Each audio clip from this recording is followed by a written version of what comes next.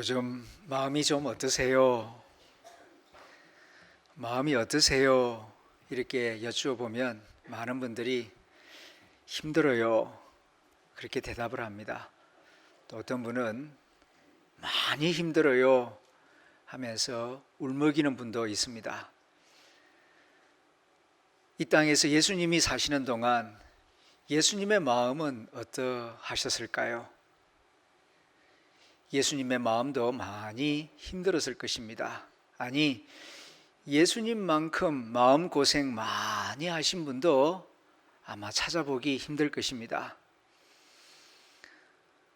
예수님 태어나셨을 때에 동시대 남자아이들이 다 죽임을 당했죠. 그리고 바리새인들, 서기관들, 예수님을 끊임없이 따라다니면서 불신하고 비난하고 오해하는 말들을 했죠. 그리고 군중들 앞에서 비난을 받고 조롱을 당하시기도 하셨습니다. 제자들로부터 배신을 당하기도 했고 발가벗겨진 채 많은 사람들 앞에서 부끄러움을 당하며 공개 재판을 받기도 했습니다. 그리고 그 무서운 십자가에 매달려서 피와 물을 다 쏟으셨습니다. 참 많은 고난을 당하셨습니다. 우리도 그렇지만은 예수님도 많은 아픔을 경험하셨고 상처도 많이 받으셨습니다. 우리는 흔히 예수님은 하나님의 아들이시니까 상처도 안 받으셨고 그렇게 아주 고고하게 거룩하게만 사신 분으로 생각하는 경향이 있는데 사실 예수님은 우리와 같은 인성을 가지신 분이셨고 우리가 느끼는 감정을 똑같이 느끼면서 이 땅에 사셨습니다. 그 감정이 긍정적인 감정이든 부정적인 감정이든 인간이 느끼는 모든 감정을 예수님도 다 느끼시며 경험하시며 사셨습니다. 한마디로 말하자면 예수님도 너무 힘들어서 상담받아야 할 때가 있었던 그런 어려운 시간들이 많이 있었다는 말씀입니다. 그런데 예수님은 마음이 힘드셨을 때에 어떻게 하셨는가? 그 힘든 마음을 어떻게 푸셨는가? 오늘 성경을 통하여 자세히 살펴보기를 원합니다. 예수님 공생의 기간 가운데 가장 힘든 때는 언제였을까? 그때는 십자가를 지실 때 맞습니다. 손에 못이 박히고 옆구리에 창이 찔릴 때 그때 아마 가장 힘든 시간이었을 것입니다. 그런데 십자가에 못 박혀 살이 찢겨지고 피가 흐르고 물이 흐르는 그 시간도 고통스럽지만 사실은 그런 일을 앞두고 있을 때에 앞으로 내가 힘든 일을 당할 것이다 라고 예상이 되고 있을 때 그때가 마음적으로 가장 힘든 시간이 아니었을까 생각이 됩니다. 우리도 학교 다닐 때에 가끔 그 단체 기합을 받을 때가 있지 않습니까? 단체로 매를 맞을 때가 있습니다. 그때 매도 먼저 맞는 놈이 낫다 하는 말을 정말 실감할 때가 있습니다. 내가 맞아버리면 괜찮습니다. 조금 아프기는 하지만 그런 대로 견뎌낼만 합니다. 그런데 앞에 있는 친구들이 맞고 괴로워하는 모습을 보면서 내 차례를 기다리고 있을 때 그 시간 정말 사람 죽입니다. 그러니까 예수님도 십자가에 매달려 피 흘리실 때보다 그 전날 밤 겟세마네 동산에서 들어가서 기도하실 때 그때가 제일 힘든 시간이었을 것입니다. 그 시간이 공생의 기간 가운데 가장 무겁고 가장 두렵고 가장 힘든 시간이었을 것입니다. 그런데 예수님은 그렇게 마음이 어려울 때에 어떻게 하셨는가? 오늘 성경을 자세히 봅니다. 십자가를 지기 전날 밤 12 제자 가운데 3명을 데리시고 겟셋마네 동산으로 들어가십니다. 베드로, 요한, 야고보 이렇게 세 명을 데리고 동산으로 들어가셔서 기도하기 전에 예수님이 그 제자들에게 무슨 말씀을 하셨는가? 오늘 마태복음 26장 38절 앞부분에 나옵니다. 내 마음이 매우 고민하여 죽게 생겼다. 이 말씀을 제자들에게 하셨어요. 내 마음이 너무너무 괴롭고 힘들어서 죽을 지경이다. 그런 말씀을 하신 것입니다. 놀랍지 않습니까? 예수님 공생의 기간 가운데 언제 자신의 연약함을 이렇게 적나라하게 토로하신 적이 있었습니까? 우리가 예수님에게 주님 지금 마음이 어떠세요? 라고 묻는데 내 마음 말인가? 내 마음 너무 힘들어. 얼마나 힘든데요? 죽고 싶을 만큼 힘들어. 그렇게 지금 주님이 제자들에게 말씀하는 것이 아닙니까? 그러면서 제자들에게 이런 부탁을 합니다. 특별히 베드로를 보시면서 베드로야, 나 너무 힘드니까 너 좀 깨어서 나와 함께 있어 줄래? 그런 부탁의 말씀까지 하고 있습니다. 여러분, 이러한 예수님의 모습을 보면서 어떤 생각이 드십니까? 예수님의 마음이 느껴지십니까? 예수님의 인간적인 마음이 느껴지니까 어떻습니까? 배신감이 드십니까? 아니, 예수님이 이렇게 나약한 분이셨단 말인가? 이런 생각이 드십니까? 아니죠. 오히려 사람이 솔직할 때 솔직하게 나는 약하다라고 표현할 수 있는 사람이 진짜 강한 사람입니다. 사람들이 자기 감정 표현을 잘 안 하려고 하는 이유가 내가 약하고 두려워하고 힘든 것을 이야기하면은 남들이 나를 무시할까 봐서 그런 생각이 드니까 괜히 강한 척 하는 것입니다. 사실은 예수님은 내일 고초를 당하신다는 것을 잘 알고 계실 뿐만 아니라 그렇게 당하시려고 오신 분이십니다. 그런데 그런 일이 임박해 오자 이렇게 두려워하고 힘들어하는 자신의 연약한 모습을 진솔하게 보여주십니다. 그것도 내일이면은 스승을 모른다고 3번이나 부인할 그런 비겁한 사람들 앞에서 자신의 연약하고 초라한 모습을 있는 모습 그대로 보여주시고 기도까지 부탁하고 있는 이 예수님의 모습을 생각해 보십시오. 겟셋마네 동산에서 괴로워하며 힘들어하는 예수님의 모습이 마음속에 그려지십니까? 십자가를 눈앞에 두고 밤에 겟셋마네 동산에서 기도하시는 예수님에게서는 우리가 평소 알고 있는 구세주 예수, 선한 목자이신 예수, 길이요 진리요 생명이신 예수님의 모습은 보이지 않습니다. 너무나 연약하고 힘들어하고 무서워하는 초라한 모습만 보입니다. 그래서 어떻습니까? 여러분은 이러한 예수님의 모습을 보면서 배반감을 느끼십니까? 아닐 것입니다.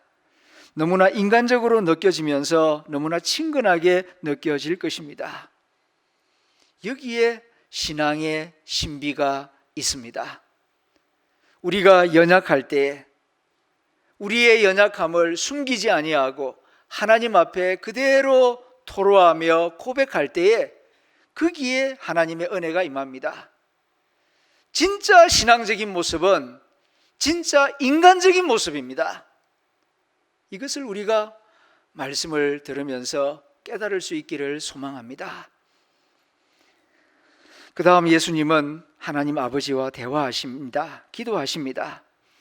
그런데 이 어렵고 힘든 시간 예수님은 하나님 아버지 앞에 뭐라고 기도하셨는가? 39절에 나옵니다. 내 아버지여 할만하시거든 이 잔을 내게서 지나가게 해주세요. 이 간구의 내용을 다시 풀어 설명한다면 아버지 안 죽고 싶어요. 나도 죽음이 두려워요. 안 죽을 수만 있다면 안 죽게 해줄 수는 없겠습니까? 이 잔 안 마시고 지나가게 해줄 수는 없겠습니까? 이런 기도 내용이 아니겠습니까? 여러분은 이런 기도를 들으시고 어떤 생각이 드십니까? 혹시 실망이 되지는 않으십니까? 아니, 인류의 죄를 대속하기 위하여 인간의 몸을 입고 오신 메시아가 어떻게 십자가 앞에서 이런 연약한 말을 할 수 있단 말인가? 이런 생각이 들어서 화가 나십니까? 창세전에 하나님 아버지의 섭리에 따라서 십자가에 죽어서 인류의 죄를 대속하고 새로운 역사를 시작하셔야 할 메시아가 이런 나약한 말이나 하고 통곡이나 하고 그렇게 눈물이나 흘리고 있으면 되겠는가? 걱정이 되고 한심하다는 생각이 드십니까? 물론 이런 기도가 전부는 아닙니다. 예수님 기도의 후반부를 보게 되면은 내 뜻대로 마시고 아버지의 뜻대로 되기를 원합니다 라고 기도를 드리고 있습니다. 그러나 여러분 기억하십시오. 신앙적인 기도라고 해서 인간적인 감정을 다 무시하고 억압하고 외면할 필요는 없다는 것입니다. 이 사실을 겟세마네 동산에서 예수님이 드린 기도가 지금 우리에게 가르쳐주고 있는 것입니다. 인간은 인간이지 인간이 천사가 될 수도 없고 천사가 될 필요도 없습니다. 인간이 하나님처럼 될 필요도 없습니다. 기도하는 시간에도 내 모습 그대로, 있는 모습 그대로 내어놓을 때에 주님은 그 모습 그대로 받으시고 은혜를 베푸시는 자비로우신 하나님이십니다. 살아있는 인간은 누구나 다 감정을 가지고 있습니다. 어떤 경우에도 감정 없이 살아가는 시간은 없습니다. 기도하는 시간도 예외가 아닙니다. 그러므로 우리가 기도한다고 해서 우리의 감정을 무시하거나 억압하거나 외면할 필요가 없다는 사실을 예수님의 기도하는 모습이 우리에게 가르쳐주고 있는 것입니다. 물론 그리스도인은 경건하게 살아야 합니다. 그러나 경건하게 산다는 것이 감정을 무시하거나 억압하거나 외면한다는 뜻이 아닙니다. 감정이 전부는 아니지만 감정을 만들어주신 분이 우리 하나님이십니다. 그러므로 우리가 진솔하게 살고 진솔하게 기도하기 위해서는 우리의 희노애락을 하나님 앞에 쏟아 놓을 수 있어야 합니다.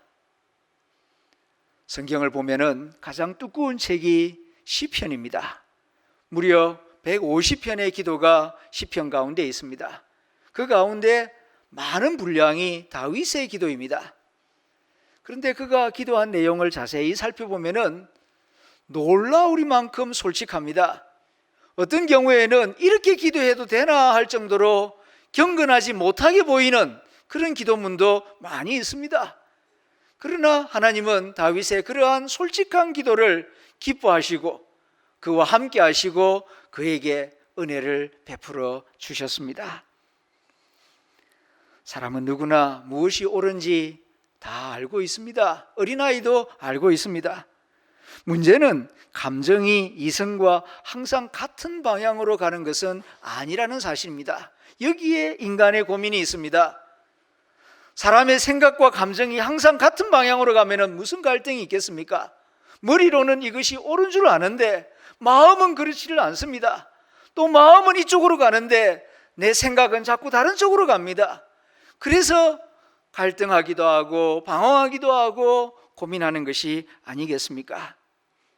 이것을 이해하고 공감해 주면서 잘 다스려야 참으로 건강한 인격적인 삶을 살아갈 수가 있는 것입니다.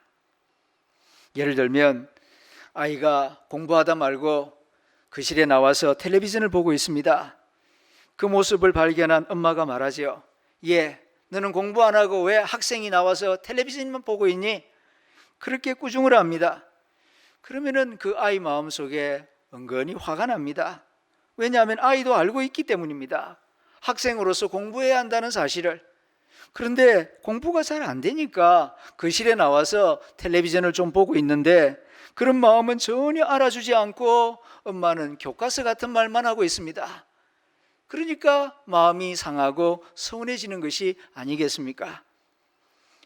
교회를 오래 많이 다니신 분들 가운데에서는 자신의 마음을 진솔하게 보여주는데 마음을 쓰기보다는 자신의 믿음이 얼마나 깊은지 그것을 보여주는데 마음을 더 쓰는 분들이 있습니다. 그것이 경건이라고 생각하기 때문입니다. 그러나 진정한 경건은 감정을 무시하는 것이 아닙니다. 이런저런 감정이 있음에도 불구하고 하나님 말씀에 순종하는 쪽으로 가는 것이 진정한 경건의 모습이 되는 것입니다. 기도하시다가 제자들에게 오시니 제자들이 자고 있습니다. 그 모습을 본 예수님이 섭섭하기도 하고 화가 나기도 합니다. 그래서 베드로에게 이런 말씀을 하시죠. 너희가 나와 함께 1시간도 이렇게 깨어 있을 수 없더냐. 그 말씀을 하시고 다시 기도 자리로 가셔서 두 번째 기도를 올리십니다. 이런 내용이 마태, 마가, 누가, 공관복음서 전체에 다 나오고 있습니다. 그런데 조금씩 다릅니다. 오늘 본문 마태복음 26장 42절에는 이렇게 나와 있습니다. 다시 두 번째 나아가 기도하여 이르시되 내 아버지여, 만일 내가 마시지 않고는 이 잔이 내게서 지나갈 수 없거든 아버지의 원대로 되기를 원하나이다. 기도가 달라졌습니다. 첫 번째 기도 내용과 두 번째 기도 내용이 달라지고 있어요. 첫 번째 기도에서는 할 수만 있으면 이 잔 안 마시게 해주세요, 그렇게 기도드렸습니다. 그런데 두 번째 기도 드릴 때에는 꼭 마셔야 한다면 마시겠습니다, 잘 마실 수 있게 해주십시오, 이렇게 기도를 드리고 있는 것입니다. 어떻게 해서 첫 번째 기도와 두 번째 기도가 달라지신 것입니까? 첫 번째 기도와 두 번째 기도 그 사이에 무슨 일이 있었던 것입니까? 다시 이 내용을 기록하고 있는 마태, 마가, 누가 이 공관복음서를 비교해 보면은 누가복음 22장 43절에서 중요한 단서를 발견하게 됩니다.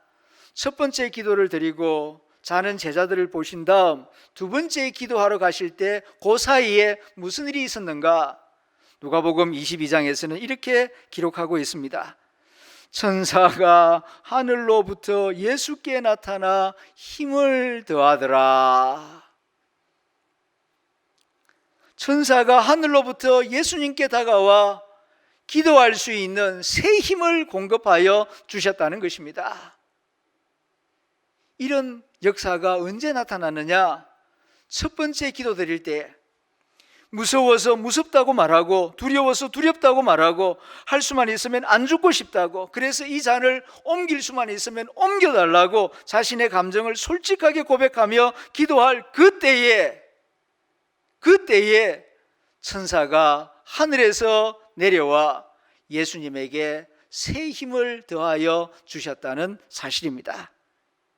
그렇게 새 힘을 받고 나니 두 번째 기도할 때는 첫 번째 기도하던 그 모습과는 다르게 주님, 아버지, 이 잔을 내가 꼭 마셔야 한다면 마시겠습니다, 아버지의 뜻대로 하겠습니다, 아버지의 뜻대로 할 수 있는 힘을 주시고 내 발걸음을 인도하여 주옵소서, 이렇게 기도를 올릴 수 있었다는 사실입니다. 이것이 진솔하게 기도하는 자에게 주어지는 하나님의 은혜요, 하나님의 기적인 것입니다. 할렐루야. 우리가 약하다고 진솔하게 말하면 사람들이 나를 무시할 것이다, 그런 생각을 합니다. 아닙니다. 내가 진솔하게 나의 입장을 말하고 나의 연약함을 이야기하면 오히려 상대방으로부터 따뜻한 도움이 올 때가 더 많습니다. 그러나 자존감이 약하고 열등감이 많은 사람들은 다른 사람의 도움을 기쁘게 못 받아들입니다. 예를 들어 봅니다. 혼자 일하는 모습이 너무 힘들어 보여서 도와주려고 합니다. 야, 너 혼자 일하는 모습 보니까 너무 힘들어 보이는데 내가 좀 도와줄까?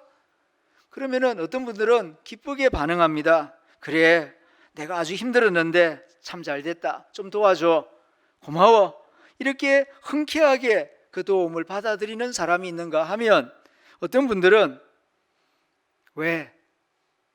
내가 그렇게 한심하게 보여? 네가 보기에 이건 내 혼자 못할 것 같아? 그러면서 그 도움을 튕겨내는 사람도 있습니다. 그런데 어떤 사람이 진짜 강한 사람입니까? 다른 사람의 도움도 기쁘게 받아들일 줄 아는 사람이 건강한 인격의 사람입니다. 기도할 때도 마찬가지입니다. 진솔하게 말하고 진솔하게 기도해야 하나님의 은혜가 함께하게 되는 것입니다. 내 모습 감출 필요가 없습니다. 나를 지으신 분이 하나님이십니다. 나의 느낌, 나의 생각, 나의 분노, 나의 아픔, 나의 부끄러움, 있는 모습 그대로 아버지 앞에 내어놓는 것을 하나님은 더 기뻐하신다는 사실입니다. 가정에서도 그렇습니다. 우리 자녀들은 부모인 우리가 말하지 않아도 우리가 어떨 때 약한지 이미 다 알고 있습니다. 나이가 어리다고 모른다고요? 아닙니다. 부모의 눈치를 가장 많이 보고 부모를 가장 깊이 헤아리고 있는 사람이 자녀입니다. 다만 자녀들 입장에서 내가 안다고 말하면 엄마 아빠가 부끄러워할까봐 상처받을까봐 말을 안 하고 있을 뿐입니다. 교인들도 그렇지 않습니까? 담임 목사가 어떤 부분에 약하다는 거 다 알고 있지 않습니까? 다만 말을 하면 담임 목사가 상처받을까 봐서 말을 안 하고 있을 뿐이죠. 그럴 때에 부모가 자신의 약함을 진솔하게 이야기하기 시작하면 자녀들은 오히려 이렇게 말합니다. 아빠, 우리가 있잖아요. 미약하지만 우리가 힘이 되어 드릴게요. 따뜻한 피를 가진 인간은 누구나 이렇게 반응하게 되어 있습니다. 예수님은 겟세마네 동산에서 진솔하게 기도하셨습니다. 그럴 때에 하늘에서 천사가 와서 힘을 더해 주었습니다. 그럴 때에 약하고 초라한 모습, 두려워하는 모습은 사라지고 이제 담대한 모습으로 아버지, 내가 이 잔을 꼭 마셔야 한다면 마시겠습니다. 잘 마실 수 있도록 도와주십시오. 그렇게 기도드릴 수가 있었던 것입니다. 그 다음 예수님께서 잡혀가십니다. 여러분 기억하십시오. 진솔하게 기도했다고 안 잡혀가는 것은 아닙니다. 기도 간절하게 하고 진실하게 해도 잡혀가야 할 때는 잡혀가십니다. 그런데 잡혀가실 때에 진솔하게 기도하신 분과 기도하지 않은 사람의 차이는 확연하게 나타납니다. 예수님은 내일 자신이 죽는다는 것을 알고 통곡하며 기도했고 죽지 않고 싶다고 그렇게 기도하셨습니다. 마치 믿음 없는 자처럼 초라하게 기도하였습니다. 그러자 천사가 나타나서 힘을 더해 주었습니다. 그래서 그 이후에는 재판받는 과정 가운데 주님은 당당하고 담대한 모습을 보여줍니다. 죽음 앞에서 아주 당당했습니다. 왜냐하면 내가 두려워한다는 사실을, 무섭다는 사실을 있는 모습 그대로 아버지에게 다 말씀드렸기 때문입니다. 그렇기 때문에 하늘로부터 힘을 받을 수 있었고 죽음 앞에서도 당당할 수가 있었던 것입니다. 그런데 베드로는 어떻게 했습니까? 베드로는 믿음 좋은 사람처럼 편안하게 잠을 잤습니다. 걱정하지도 않았고 통곡하지도 않았습니다. 하나님 앞에 아무 말도 하지 않았습니다. 예수님은 힘들게 기도하였습니다. 그런데 베드로는 편안하게 잠을 잤습니다. 언뜻 보면 통곡하며 기도하는 예수님은 연약하게 보이고 믿음 없는 자처럼 보이고 편안하게 잠을 자는 베드로는 아주 믿음이 강한 사람처럼 보입니다. 어떤 어려움 앞에서도 흔들리지 않고 당당하게 잠을 잘 수 있는 사람 베드로. 그런데 죽음 앞에서 어린아이처럼 통곡하며 무서워하며 초라해지는 예수님. 겟세마네 동산에서는 이 두 개의 모습이 아주 대조적으로 나타나고 있습니다.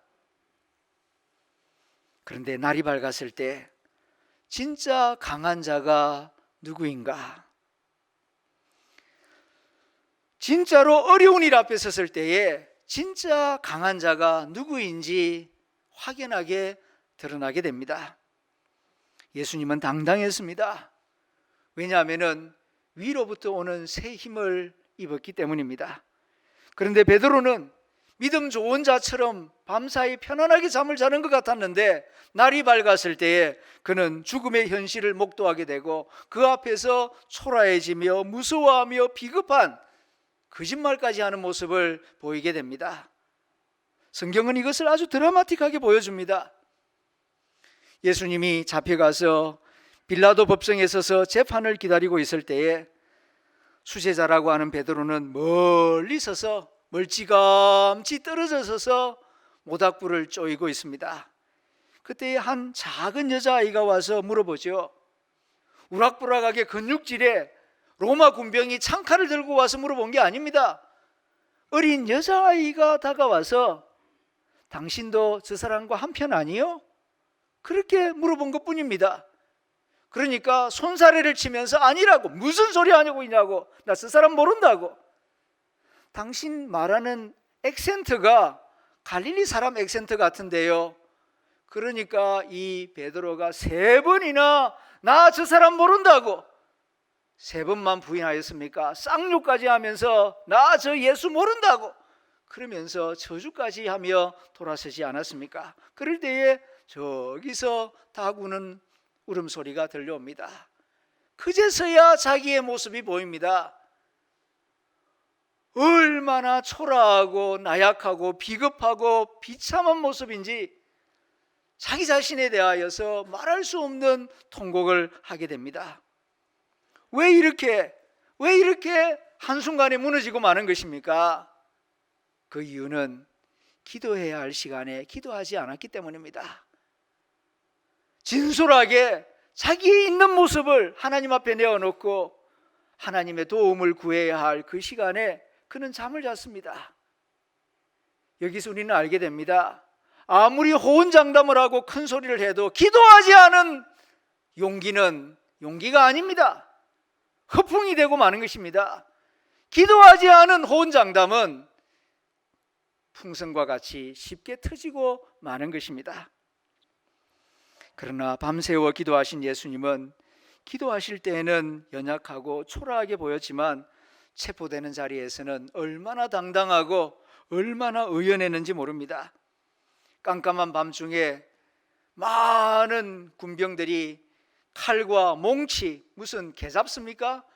몽둥이를 들고 강도 잡듯이 예수님을 잡으려고 왔습니다. 깜깜한 밤중이니까 누가 누군지를 잘 모르죠.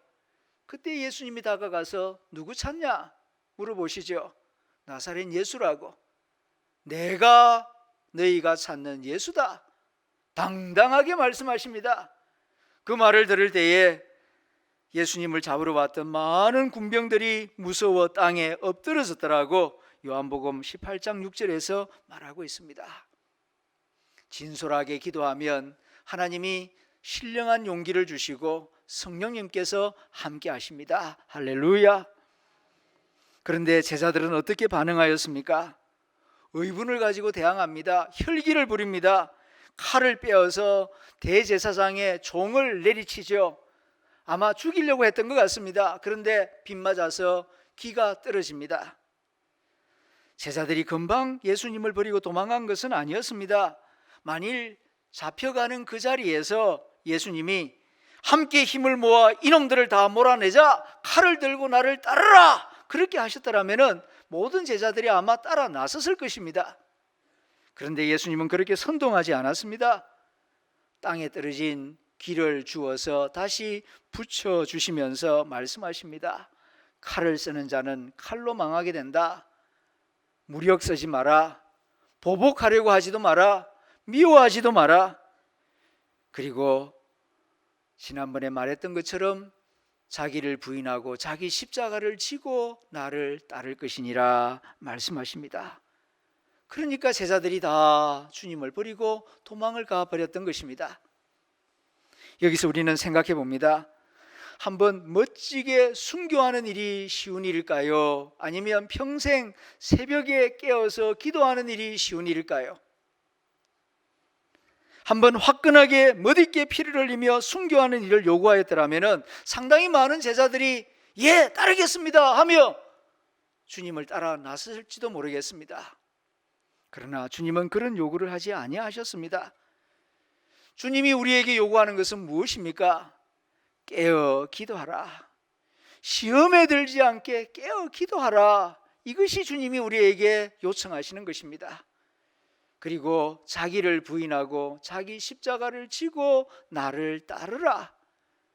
십자가의 길을 가시면서 주님이 우리에게 하시는 말씀은 이 말씀입니다. 이 말씀을 우리가 깊이 생각해야 합니다. 참다운 신앙의 길은 화끈한 길이 아닙니다. 기름을 끼얹고 분신자살하는 그런 혁명투사의 모습이 아니에요. 참 신앙의 모습은 깨어서 기도하는 모습, 자기를 부인하고 묵묵히 선한 일을 하며 주님의 뒤를 따라가는 그 모습 가운데에 진정한 신앙의 모습이 있는 것이지, 혈기를 부리고 큰 소리를 지르고 무슨 혁명투사가 되는 그런 영웅적 모습 가운데에 참 신앙의 모습이 있다고 생각해서는 안 될 것입니다. 십자가의 길은 기도의 길입니다. 기도의 길을 잘 걸어가는 사람이 십자가의 길도 잘 걸어갈 수가 있습니다. 십자가의 길을 잘 걸어갈 때에 부활의 영광에도 이르게 될 것입니다. 내일부터 미랄 특세가 시작됩니다. 힘써 참석해 주시기를 바랍니다. 기도하겠습니다.